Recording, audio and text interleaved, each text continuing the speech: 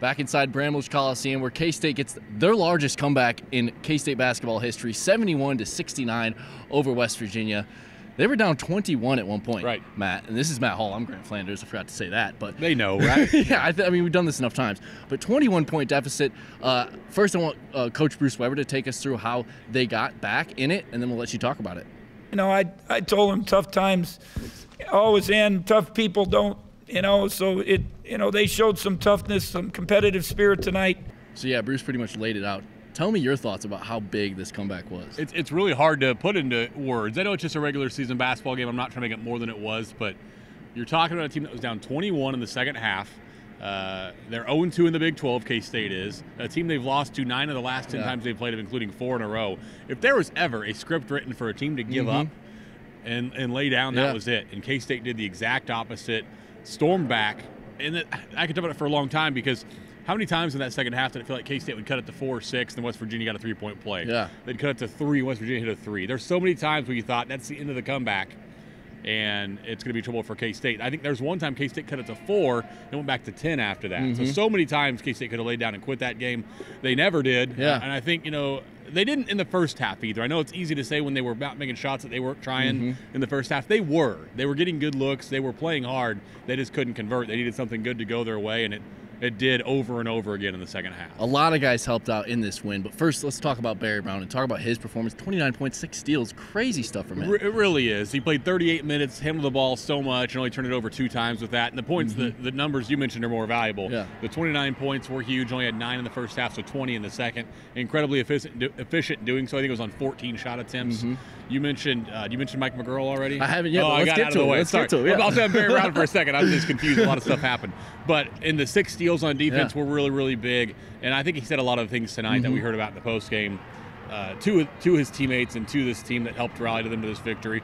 It was his leadership and his play tonight that helped K-State get this win. Not many words from Mike McGurl in postgame about how well he played, but a little bit and a nice smile from him. Check it out. It's real important. Actually, Coach Weber has been stressing it all year to be ready to shoot, like all year. And tonight I was ready to shoot. Yeah, so Mike McGurl had a big game, and other guys did too. Talk about it. No doubt about it. Mike McGurl, 18 points. It felt like they all came in a 3-minute stretch, in the second half. I know it was more spread out than that, but a guy we've been pretty hard on, and most fans probably have too. He played so well in the NCAA tournament last year. Had been a bit of a no-show, at least offensively. He'd been playing at our defense, we kept saying, but tonight it looked like the guy against Creighton. He was, Barry Brown was the best player tonight. I thought the player of the game, though, was Mike McGurl just because of that. Just an interesting note while we're recording. A guy who did not play well tonight, if we're being totally honest, is Cartier Jada. Only played about 6 minutes. He's out here shooting. Only player out here shooting right now in Bramlage after the game. So that's nice to see for a guy who had a rough night. But Mike McGurl, to me, was the reason K-State won this game, as good as Barry Brown was. Last few dudes to talk about. Cam Stokes, Xavier Sneed. X had one of the biggest plays of the game. Talk about those two. No doubt about it. We'll start with X because you mentioned only had 10 points, but they all felt huge. The one that's right to my left in this baseline over here is where he got fouled and hit a 3-pointer to put K-State in the lead. So many times you'll see teams battle back in these games and never get over the hump. They'll close it to 2 or 3, but never take the lead. And, of course, it's hard to win when you never take the lead. So for Xavier Sneed to make that shot to put K-State ahead was the biggest, probably the biggest individual shot of the game, of course. You mentioned Cam Stokes, who I thought played a really, really good game. No turnovers against this West Virginia defense, against 6 assists. He didn't shoot it great, but 5 of 12 is not a disaster shooting the ball either. I thought he played really well.